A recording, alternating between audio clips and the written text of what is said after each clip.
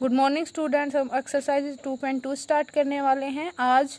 चलो स्टार्ट करते हैं। पहला क्वेश्चन क्या है, अगर आपको किसी संख्या में 1/2 घटाना और परिणाम को 1/2 से गुणा करने पर 1/8 प्राप्त होता है तो वह संख्या ज्ञात कीजिए।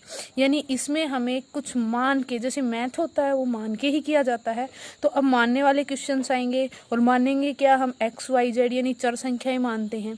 तो क्वेश्चन को पहले अच्छे से पढ़ते हैं। अगर आपको किसी संख्या में 1/2 घटाने, यानी कोई हम संख्या लेंगे और उसमें से 1/2 घटाएंगे, ठीक है, फिर उस जो परिणाम आएगा यानी जो रिजल्ट आएगा उसमें से 1/2 घटाने के बाद जो रिजल्ट आएगा उसको 1/2 से गुणा करेंगे और गुणा करके क्या प्राप्त होगा, 1/8 प्राप्त होगा। संख्या ज्ञात कीजिए, या वह संख्या क्या होगी ये बात बतानी है। अब देखो हमें करना क्या है। देखो सबसे पहले तो वह संख्या ज्ञात करनी है, वो संख्या हमें नहीं पता, तो वो अगर हम संख्या क्या मान लेंगे कि भाई चलो मैथ है, मैथ में हम मानते हैं, माना वह संख्या क्या है, एक्स है। तब प्रश्नानुसार क्या कर रहा है, उसमें 1/2 घटा दो, तो हमने एक्स में से 1/2 घटा दिया और 1/2 घटाने के बाद जो रिजल्ट आया, यानी एक्स में 1/2 घटाया तो एक्स माइनस 1/2 हो गया और उसमें जो रिजल्ट आया, रिजल्ट को किससे गुणा कर दो, 1/2 से। वो खुद कह रहा है, तो क्या प्राप्त होता है, 1/8 प्राप्त होता है। यानी एक्स माइनस 1/2 यानी एक संख्या है, उसमें से 1/2 को गुणा करो, रिजल्ट क्या आता है, 1/8। बन गई इक्वेशन बन गई। तो सोल्व कर लेते हैं। 1/2 का एक्स से गुणा किया, 1/2, 1/2 को 1/2 से किया, 1 एकम 1, 2 दूनी 4 आ गया, बराबर में 1/8 है। अब देखो मैंने क्या कहा था, एक्स को सोल्व करने का तरीका, एक्स अकेला रहेगा, एक्स को सोल्व करना है, बाकी सबको उधर भेज दो। सबसे पहले प्लस माइनस को भेजता है, इसके पास ये माइनस है, माइनस का 1/4 उधर गया तो प्लस का 1/4। अब ये प्लस का 1/4 है, यहाँ 4 है, यहाँ 8 है, एलसीएम ले लो, 8 आ गया। 4 और 8 का एलसीएम क्या आता है, 8 आता है। अब यहाँ पे 8 एलसीएम आ गए, यहाँ तो 8 बनाने की जरूरत नहीं, इसको 8 बनाएंगे तो किसे मल्टीप्लाई करेंगे, 2 से, नीचे 2 से, तो ऊपर भी किससे मल्टीप्लाई होगा, 2 से। तो यानी 2 एकम 2, 2 + 1 बराबर क्या आ गया, 3/8। x/2 बराबर क्या आ गया, 3/8। अब देखो x बराबर क्या हो जाएगा, 3/8। अब देखो ये 1/2 है, ये 1/2 इसकी क्या है, गुणा में है, क्योंकि कोई भी संख्या x के साइड में होती है, कोई निशान नहीं होता। मैंने क्या कहा, मल्टीप्लाई का निशान होता है, तो ये मल्टीप्लाई का निशान, ये इधर गई तो भाग में जाएगी। वैसे भी देख लो ये गुणा में है तो उधर भाग में जाएगी।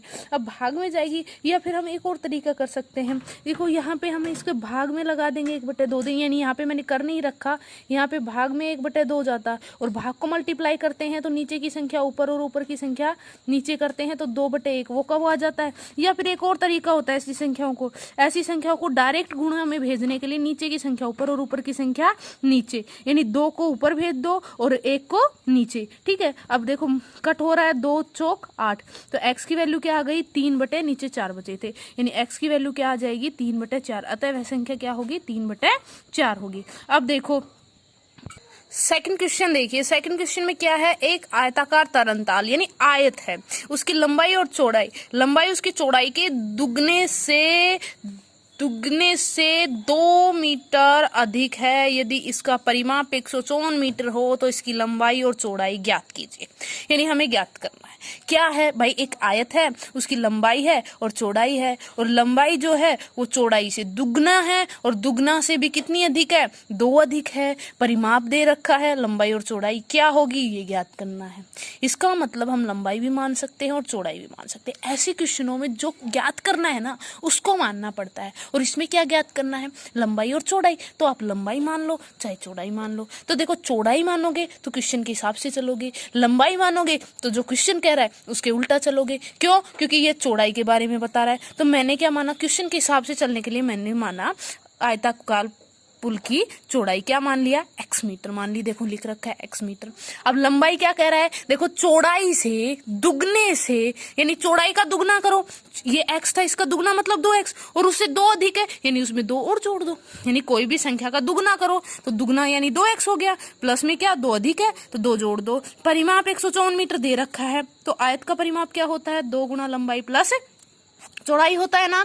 तो आयत का परिमाप 154 दे रखा है, 2 गुना लंबाई, लंबाई ये है 2x + 2, प्लस में चौड़ाई ये हो गया। सोल्व करेंगे 2x + ये x इधर ले, क्रम में नियम है।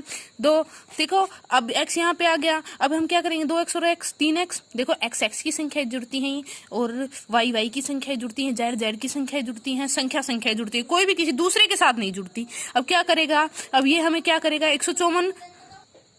154 में 2 का भाग लगा देंगे क्योंकि ये इसके किस में है, मल्टीप्लाई में, इधर जाएगा तो डिवाइड में, 2 का भाग लगा 77 आ गया, 3x + 2 बचा हुआ था, प्लस का 2 उधर गया तो क्या हो जाएगा माइनस का 2, यानी 77 में से 2 गए तो 75 बन गए 3x, ये 3 मल्टीप्लाई में कहाँ जाएगा, डिवाइड में, 75 में 3 का भाग दिया तो 25, चौड़ाई कितनी आ गई 25, क्योंकि यहाँ x की वैल्यू 25 आई, चौड़ाई 25 कैसे आई, क्योंकि हमने चौड़ाई क्या मानी थी, x मीटर, यानी कोई चीज किसी के बराबर हो यानी चौड़ाई x मीटर है, तो जब चौड़ाई x मीटर है तो चौड़ाई 25 मीटर है और x की वैल्यू क्या है 25, तो चौड़ाई भी क्या होगी 25 मीटर। लंबाई क्या होती है, चौड़ाई के दुगने से, यानी 25 का दुगना 50, उससे 2 अधिक यानी 52, तो लंबाई 52, चौड़ाई 25। क्वेश्चन के अनुसार दोनों चीजें सोल्व हो गई। अब देखो तीसरा क्वेश्चन क्या कहता है, एक समद्विबाहु त्रिभुज का आधार 4/3 है। समद्विबाहु त्रिभुज किसे कहते हैं, जिसकी 2 भुजाएं बराबर हो, सम मतलब समान, द्वि मतलब 2, बाहु मतलब भुजाएं, तो उसका आधार 4/3 सेंटीमीटर है। परिमाप जो दे रखा है 4 सही 2/15 सेंटीमीटर है, तो उसके बराबर भुजाओं की माप ज्ञात कीजिए, यानी 2 भुजाएं जो बच गई उसकी माप ज्ञात कीजिए। हमें पता है बराबर वाली भुजा बच गई, तो अब मान लेंगे, माना 2 समान भुजाओं में से एक भुजा क्या मान ली x सेंटीमीटर, तो दूसरी भी क्या होगी x सेंटीमीटर ही होगी ना। आधार क्या है परिमाप 4 सही 2/15 सेंटीमीटर। मिश्र भिन्न है, सरल भिन्न में बदलेंगे तो 15 चौक 60 और 2 62, 62/15 सेंटीमीटर आ गया। अब देखो त्रिभुज का परिमाप क्या होता है, सभी भुजाओं का योग, ये त्रिभुज के परिमाप का सूत्र होता है, यानी सभी भुजाओं का योग। अब देखो त्रिभुज का परिमाप क्या है 62/15, देख लिया हमने, x 2 समान भुजाएं हैं x और ये जो है प्लस में 4/5 सॉरी 4/3 जो क्या था आधार था, इन तीनों भुजाओं का योग होता है, 2 भुजाएं तो समान है जिनका मान है x, आधार 4/3 है, ठीक है, तो 4/3 लिख दिया। अब देखो क्या करना है, हम 62/15 है, यहाँ x कितने हो गए 2x हो गए, प्लस में 4/3, देखो सेम जुड़ता है, x जुड़ता है, सेम के साथ जुड़ेगा, x के साथ जुड़ेगा, y के साथ जुड़ेगा, संख्या के साथ जुड़े घटेगी, और किसी के साथ कोई जुड़ता घटता नहीं है। देखो अब 4/3 इधर गया, ये प्लस का था क्योंकि संख्या है ना, ये इधर संख्या है ना, तो ये संख्या के पास ही जाके जुड़ेगा घटेगा, इससे कोई नई बॉन्डिंग बनाएगा, इतनी खास नहीं बना पाता, इधर जाने की कोशिश करेगा, ये प्लस का इधर गया तो माइनस के 4/3, दोनों का एलसीएम लिया, क्या आया 15 आया। अब 15 आया तो 15 एलसीएम आया तो इसको 15 बनाना पड़ेगा, ये तो 15 है, इसको 15 बनाने के लिए किससे मल्टीप्लाई करेंगे 5 से मल्टीप्लाई करेंगे, नीचे 5 से मल्टीप्लाई ऊपर 5 से मल्टीप्लाई, तो 5 ये 15, 5 कितने आ गए 20 आ गए। देखो अब 5 20 ऊपर 20, 62 में से 20 गए तो 42, नीचे एलसीएम 15, तो 42/15, यहाँ 2x है, 2x बराबर 42/15। अब यहाँ पे जो है x की वैल्यू क्या है, हमें x की निकालनी है, यहाँ पे तो ये चीज है, ये 2 भी क्या करेगा, ये 2 भी तो एक संख्या है, ये इसके साथ नहीं रहना चाहता, ये सोल्व होना चाहता है, सोल्व होगा तो ये किसके पास जाएगा, संख्या के पास जाएगा, संख्या के पास गया, यहाँ मल्टीप्लाई में इधर जाएगा तो डिवाइड में चला गया, नीचे डिवाइड ही होता है, तो यहाँ पे 2 कितने आ जाएंगे 21 दूनी 42, 21/15, ठीक है, 21/15 को हम कट कर सकते हैं, 3 7 21 और 3 5 15, यानी x की वैल्यू क्या आ गई 7/5 सेंटीमीटर, और त्रिभुज की भुजा क्या आ गई, दोनों भुजाएं 7/5 सेंटीमीटर आ गई। अब अगला क्वेश्चन नंबर 4, 2 संख्याओं का योग